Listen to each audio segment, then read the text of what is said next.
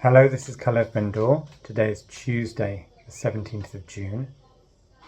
Yesterday I recorded two interviews, one with Ksenia Svetlova, the other one with who's based in Israel, the other one with Levitt, who's based in DC.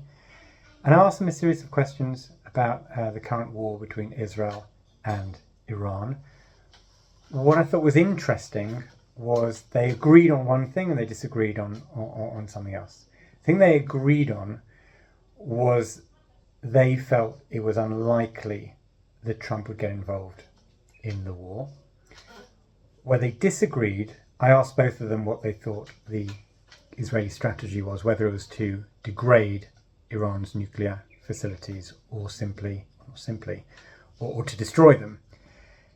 And Matt said that even if you can't destroy, the degrading in and of itself for 1 or 2 years has significance. It's significant because it has showed that the Iranian regime is far weaker than people thought, and it's put down a marker that Israel will not allow Iran to go nuclear. And Ksenia felt that if you can't destroy, the degrading has very, very limited influence and actually might strengthen the Iranian regime going forward. So I'll leave you with the recordings. Obviously, this is a very fast-moving situation. The timestamp on this is Tuesday morning the 17th. The interviews were yesterday, Monday the 16th. And I hope Fathom listeners and watchers find them interesting. I'm very pleased to be joined by Ksenia Svetlova. She's the CEO of Ropes, which brings together Israeli and regional young leaders. She's also an associate at Chatham House. We're having this conversation at on difficult to remember what day it is, even on late afternoon, evening in Israel. We're hoping that it will not be disturbed by any sirens. Ksenia, thank you so much for joining us at such late notice. Thank you for having me. So I guess when we try to map out what has led us to this moment, we can perhaps begin, I guess we have to begin with October 7th, but ultimately it's the kind of the decimation of Hezbollah in late 2024. It's the Israeli counterattacks against Iran that took out the missile defense and some of the ballistic missiles. And it's probably, we would have to say, either a green light from Washington or a kind of an amber light from Washington, and the belief within Israel that Iran was actually making significant steps towards weaponization. How surprised were you that this war started when it did? And how surprised are you with how the last kind of 72 hours have evolved in terms of kind of Israeli tactical successes? Well, there are a lot of questions here, a lot of question marks, and to most of them we still do not have a definitive answer.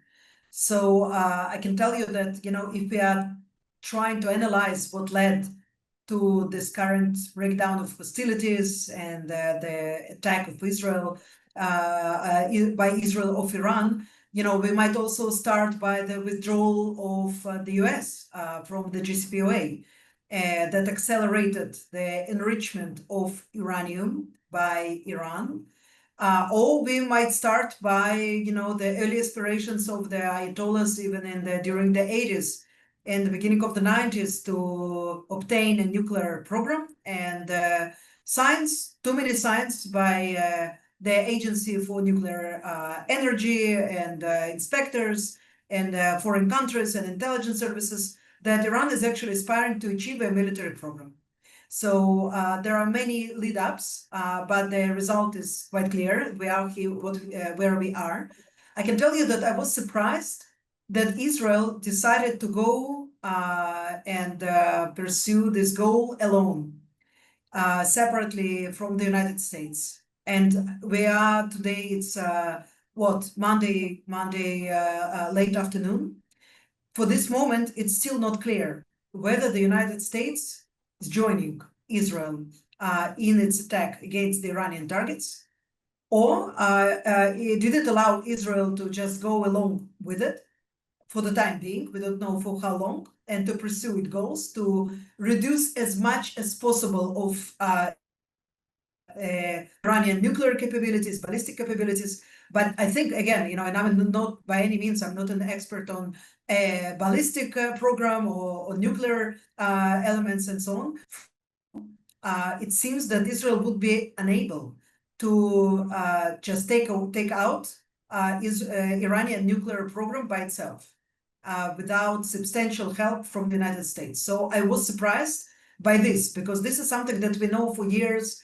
This is something that, at the time, it was discussed in the Knesset, in various forums. When I was a member of Knesset, it was something that came up occasionally, that there is basically no solution for nuclear Iran rather than a military one. And it seems that not JCPOA or any other kind of deal would be able to really prevent from Iran to obtain the nuclear weapons. But if it's to be done, then Israel has to work under American umbrella and closely, with cooperation with the US. And this is not happening. And actually, I can tell you, frankly, it worries me. It worries me a lot. Because, if US will not join, which is very likely scenario, then it means that not all of the goals will be achieved.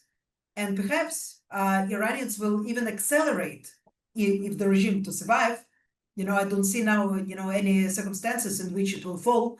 Then, they might even accelerate their plans to obtain a nuclear bomb, and it will be irreversible. So, let's try and add a little bit of meat to what you're saying. I think what you're saying is that, and tell me if I'm putting words into your mouth or not. There is one big, very sophisticated and defended nuclear place in Fordo, and what it seems you're saying is Israel seemingly does not have the capacity to destroy that on its own, and if this war or operation ends without having destroyed, rather than just degraded, without having destroyed Iranian nuclear capacity, then in some ways we're in a worse situation, because Iran can then speed up its rush for the bomb, and it may even see that it has more legitimacy in order to do that. So what you seem to be saying is, if you can't do it properly, better not to even try. And Israel seemingly can't do it properly without the US. And at this stage, as we speak on Monday evening, it is far from clear, perhaps that's generous, it's far from clear the US is going to get involved. Yeah, that's exactly what I'm trying to convey here. I think that, again, this is something that Israel has been dealing with, this question to attack or not to attack for many years, So I remember for at least 15, if not more, last years, it was constantly debated, So if Iran is indeed such a danger to Israel, I seem to believe that it is. I usually tend to believe people who repeatedly say that they want to destroy my country, that they really mean what they mean. I mean, I believed Yahya Sinwar when he said what he said. I was not wrong about that. I always thought that Hamas is dangerous and it should not be just left to its devices in Gaza Strip. And the same goes for the Ayatollah regime in Iran. But yes, I am worried that, according to even what the official Israeli representatives say, Tzachi Hanegbi, the head of the National Security Council, said, it was on Saturday to Channel 12, that Israel's goal is not to destroy the Iranian nuclear program. He said as much, said that the idea is to bring them closer to what we believe should be the opening point during the negotiations. Okay, so to push them toward more acceptable conditions, and so on. But what promises us that this would be the case? I mean, the masters of deception, the Agency for the Nuclear Atomic Energy of the UN says repeatedly that they deceived, lied, and actually promoted their military goals and so on, so even if they will agree to the agreement, so what assures us that they will not, in order to protect the regime, first of all, from this kind of scenario? I think this is what autocrats tend to think, and from what I read right now in Russian newspapers and media, this is exactly what they're saying. I mean, so they're saying, well, if we didn't have nuclear weapon, then it would be Russia and Belarus that would be now brought to its knees. Okay, so the idea is not, well, maybe it's not a good idea to pursue something that you should not pursuing from the beginning. It's just the opposite. If you are pursuing it, go for it, obtain it, and be done with it. I mean, I personally, I think that Russia is not thrilled with the idea of nuclear Iran, but they think about themselves, the survival of the regime. As for it goes for North Korea and other, dictatorships that try to obtain nuclear weapons, the first goal is not to attack others. The first goal is to protect the regime. So from any kind of changes, so the Iranians, I think, if again, and this is all assumptions, it's not something that we can prove right now at this point, but if they wanted to pursue the nuclear weapons so far, but they were sure because they didn't cross the red line, or they thought that they are not crossing the red line, they are relatively safe. So with this attack, they're clearly now thinking the opposite. They're not safe. What can make them safe? So again, I'm really hoping that we will not find ourselves in a year or less, Caleb, discussing the brand new Iranian nuclear bomb, and how did we get to that? I think what's interesting, what you said, Ksenia, is, Netanyahu traditionally talked about the Libya model. Okay, what's the Libya model? That you have to completely give up your nukes. But the irony in that, which you've touched on, is that if Gaddafi had his nukes, he wouldn't have been toppled, and there wouldn't have been an Arab Spring in Libya, or there certainly wouldn't have been a NATO bombing. So what you're saying, it seems, is that you're if you are a kind of a brutal dictatorship, your nukes are your get out of jail free card. They're the things that keep you from being invaded. So bearing in mind, Iran has just had all of these attacks by Israel. In some ways, the incentive is not to give up the nukes; it's to go for broke to get them. You've Scary stuff. sorry, Scary stuff. right? Yeah. So you've said that there's kind of one big question mark looking forward, which is America going to get involved or not? Do you think, looking in the next days and, I don't know, week or so, what are the other kind of big question marks that we should be looking at that might determine how this plays out? So I think that there is one important question when we are talking about the next goals of Israeli military in Iran. Israel threatened Iran in the first day, during the first day of the hostilities, that if residential quarters will be hurt, will be harmed, so then also Iranian energetic infrastructure will not be safe. So we did see some actions in this regard, but still it's not the red line that the whole world is basically holding its breath and waiting, what Israel is to do next. So, for example, if the port in Bandar Abbas, Shahid Rajai, if this will be bombed, and the refineries, Iranian refineries will be bombed, so then it means, the stop of flow of oil to China, other countries that depend on that, and I think Japan as well, and others. So, this is something that there will be a global effect and will mount. I think that, the US, if I'm not mistaken, there was one specific promise of President Trump to his voters, to American public, listen, I will reduce the cost of living. I will reduce the cost of gas. But if the world prices will go up, and they're already climbing up, then, he will not be able to maintain the situation for long, because, there will be immediate consequences. So, right now, we have different perspectives on that, but some experts, believe that, if indeed all red lines in this regard will be crossed, so then the prices of oil per barrel will grow to $200 and even up. So this is unbelievable to imagine, but let's remind ourselves about the 1973 and the oil embargo and how the oil rates just jumped, 5-time-fold, 10-time-fold, so this is not unthinkable. It can happen, and it's a doomsday scenario, but it can happen. So, I think that this is the question mark. There is a reason why Israel is not touching yet these targets, although it definitely can do.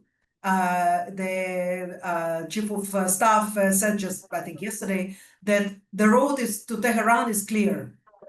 It means that Israel controls the Iranian sky. So then this is a choice what to do next. Okay, so this kind of goals, there are two types of goals that are still being untouched, largely. Israel touched on them, but didn't really advance them. So this is the nuclear, not the nuclear, but the energetic targets. And there are also symbols of the regime. Okay, so the parliament, the presidentship, and so on, so all of the offices. These are also, for now, and these are easy targets. They are not being protected to anything else, but they still remain untouched because it seems to be that there is some kind of understanding between Israel and the US that for now, we are not really talking about the change of the regime. If this is not on the table, then the chances to really change the course of developments in Iran, they are getting smaller. Okay, because we have to understand that until this regime is in power, it will aspire to get, its own military nuclear program. So, this is crystal clear. And I'm not even sure that any other Iranian regime, because this is an issue of national kind of pride and so on, that it will pursue different tactics, but at least there is a chance. With this specific regime, there is no chance. They will definitely pursue it in different kind of ways. They will lie, they will sell their kidney, so to speak, but, they will try to obtain. So then, it seems that Israel has full freedom of operations, but not really, because we see that it's still, hesitant about targeting the energetic objects and also the symbols of. Okay, so I guess just last question. We're 72 to 96 hours in. I don't think anyone imagined we would be in this place 5 days ago, so it would be silly to look ahead too much. But what sort of directions do you see this potentially going in? Diplomacy. I believe diplomacy, this is the direction. We already heard today the reports that Iran is signaling via some Arab countries, and I think we know what countries are these, that it is interested in discussing the end game of this war and perhaps going back to the negotiation table.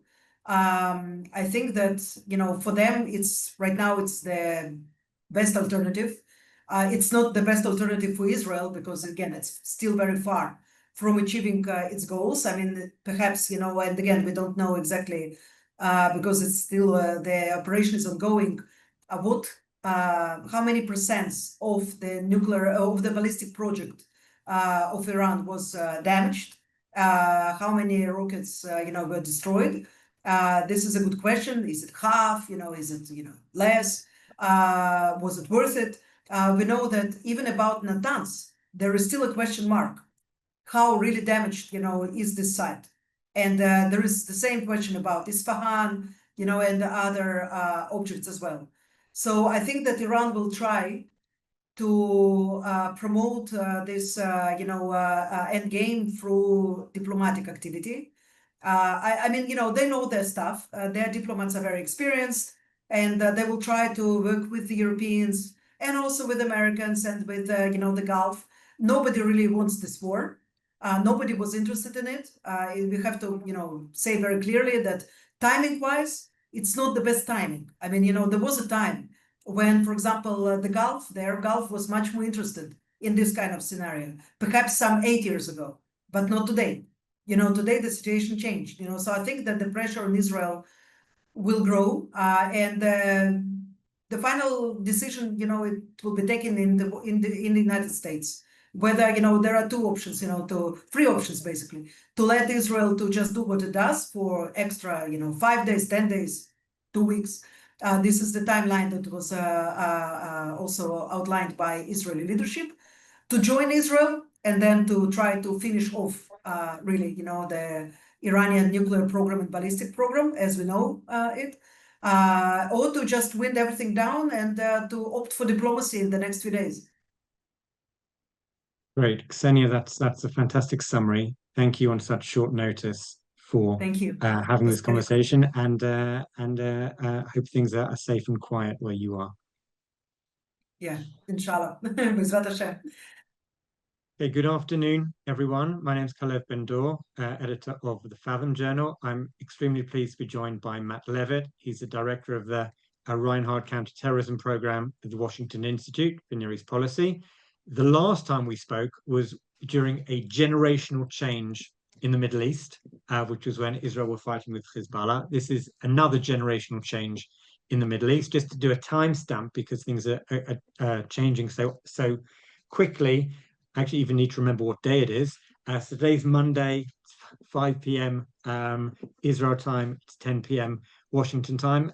Matt, I hope you feel that each time there's a generational change, every 18 months, you're one of the people that we want to speak to. So thank you for finding the time. Pleasure, though. I feel like we have to upgrade our relationship so we talk more than once every 18 months and maybe not only when things are falling apart.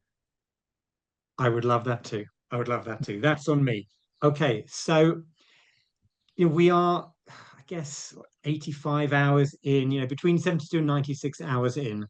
I'm interested where you see, I was going to say Washington in all of this, but really it's not really Washington. It's really the Trump administration. Maybe it's not even the Trump administration.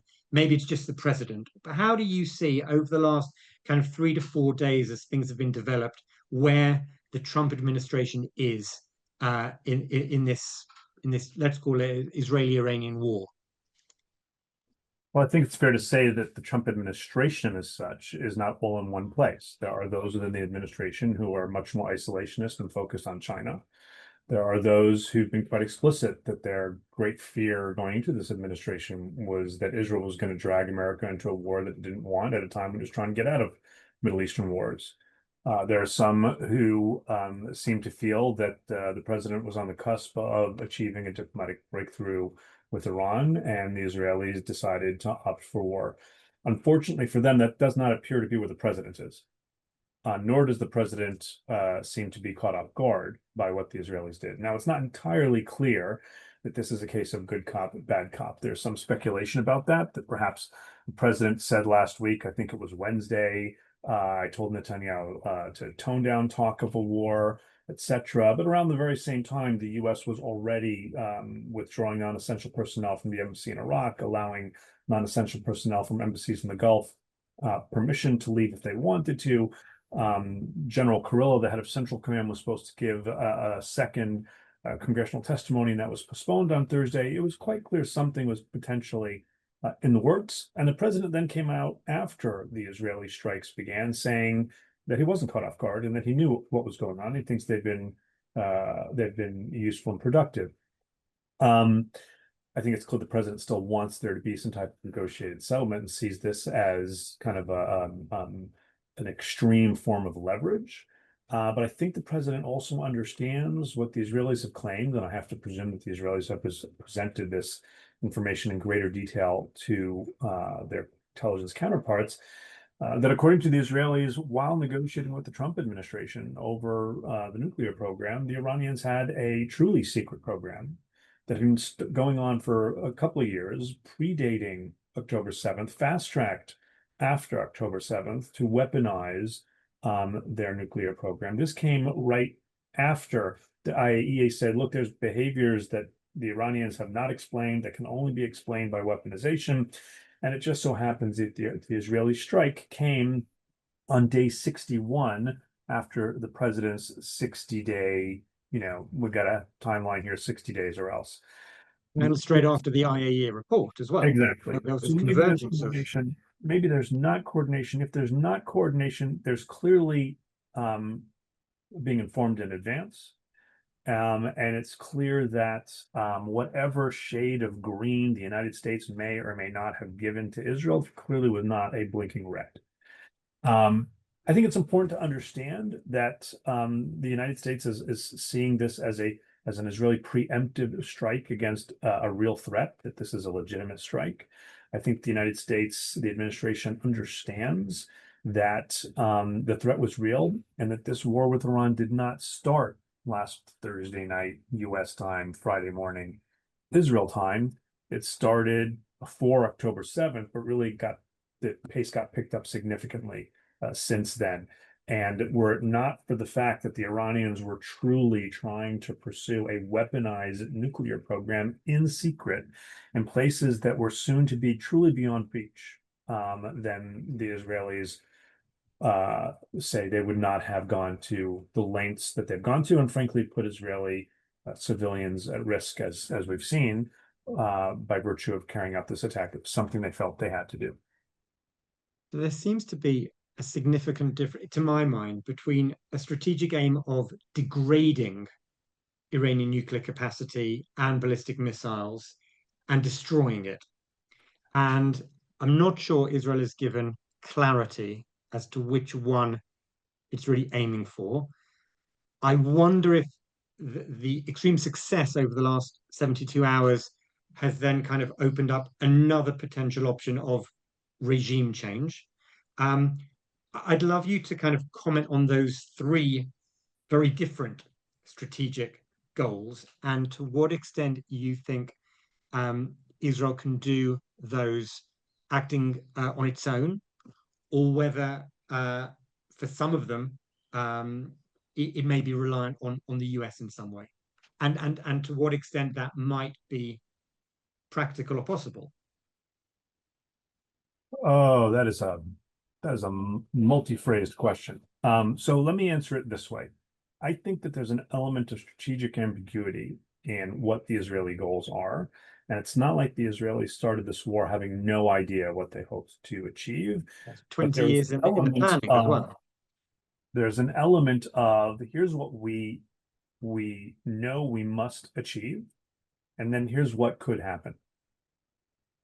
I think Israel going in decided that it absolutely had to deal significant blows to the Iranian nuclear and ballistic missile programs. They believed that the nuclear program was soon about to be at a point of no return, and they believed that while the Iranians have about 2,000 ballistic missiles right now, and while their ballistic missile program was temporarily disrupted after the October retaliatory strike that the Israelis inflicted on Iran after the Israeli strikes on Israel, that was something that could be fixed over time. And they anticipated that fairly quickly Iran was going to have as many as 8,000 ballistic missiles, which is simply not possible. Setting back that missile program, setting back that nuclear program, buying some time, even if it's just degrading, that appears to be the primary goal of this war. And that is not limited to blowing up ballistic missiles and missile carrier trucks and targeting enrichment facilities, etc. It also, like the prequel to this in the war against Hezbollah, involves decapitating senior leadership, taking out some of the most experienced, most dangerous persons, leading the military, leading the IRGC, leading the Quds Force, leading the IRGC intelligence organization, some 19 nuclear scientists. People always say you could even take up the nuclear program, but if the scientists are still there, they have the know-how. Taking out that know-how, again, none of that alone is going to destroy the program, but set it back potentially significantly. And as the Israelis could have already started, but could carry out more strikes targeting economic targets, oil and gas, this has the potential to put Iran in a position where it's not necessarily able to, or at least quickly, rebuild those capabilities. Beyond that, I think there is a hope, at least among some Israeli decision makers, that one or both of two other outcomes could happen. One is a strike that really does take out Iran's nuclear program, and there's really two ways that can happen. I think the Iranians remember very, very well what happened just a few months ago in January, just before the fall of the Assad regime in Syria, where elite Israeli Air Force commandos ISAF, yeah, flew far into Syria, went into a heavily fortified underground Iranian missile facility in Syria and destroyed it from within without casualty to the Israelis. I'm sure, given the extent of the Israeli intelligence penetration of Iran, forward operating drone bases and all kinds of things that we've seen already, the Iranians have to be concerned that while it's true the Israelis don't have the heavy bombs that the US has to penetrate Fordo, they have to be concerned about some type of penetration. Second is the potential, although I do not think it is likely, but the potential for the US to say, look, this isn't what we would have chosen, but there's an opportunity now. We can put an end to this nuclear program once and for all, and take advantage of the opportunity created by the Israelis and send a couple of flying fortresses with huge bombs and take care of business. Send a message in advance, everybody get out. We're not looking to kill people, but we're destroying this program. And I think there are probably some in Israel who are hoping that will happen. I think it's less likely. The second potential outcome that I think some Israelis are looking at is the potential for regime change from within. The Israelis aren't going to come in and change this regime, but they have gone a long way in a very short period of time of demonstrating to the Iranians that this regime is not 10 feet tall. Much of the regime has been eliminated. At a time when we're dealing with a regime that is not loved by the majority of Iranians, that has violently put down protests, whether it's over hijab or other things going back even before, but really let's just start with the 2009 Green Revolution. There's never been a time when if you're an Iranian official with the revolutionary regime, you've never been more concerned than you are right now that people will actually take to the streets and say enough is enough. Even if neither of those outcomes happen, if this regime survives, it is weakened. If the nuclear program is not destroyed, it is deeply degraded and the timeline's pushed back. And at the end of the day, the glass ceiling has been broken on the concept whether Israel can or cannot, whether it will or will not strike Iran if it feels that it must, if Iran is at the point of no return. So going forward, even if this regime stays, even if the nuclear program remains and rebuilds, they understand that it'll happen again if the Israelis feel they have to. So actually what you're saying, Matt, and I guess this will just be the end of the conversation, but even if you don't get the Americans to destroy Fordo and you don't get the regime changes, the damage done in degrading, even if it's only postponing by 1 or 2 years in terms of ballistic missiles, in terms of the nuclear plants in Natanz, and the power show of Israel's willing to do this and the regime is not as strong as many people thought, that in and of itself, if we kind of channel our inner Pesach story, Dayenu, like, that is enough, even if the other two larger things are not achieved. It is. Let's not end on too high a note, right? The Iranians can rebuild air defenses. The Israelis felt that there was an opportunity now to strike, and they will not necessarily always have air dominance over Iran like they have right now. The Iranians could expand this into a regional confrontation by targeting Gulf states, by targeting US bases in the region. But I think they're not doing that in the moment because they want to avoid, in the worst possible way, drawing America into this war, giving America an excuse to get into this war when they are so vulnerable. That's why it's now public. They've been passing messages to the Americans, even to the Israelis through the Cypriots and others, hoping to basically find a ceasefire. And the hope is that we don't have to see another round like this again. But I think everybody now understands that whether or not the United States or the European Union or the Gulf states really meant it when they all said that they're against Iran having a nuclear weapon, Israel is and will not allow Iran to get to a point of no return with its nuclear weapon and delivery systems in ballistic missiles. Great, Matt, that's such an amazing summary. Thank you so much for your time. I know it's a busy day. So thank you very much. Really appreciate it. It's always a pleasure.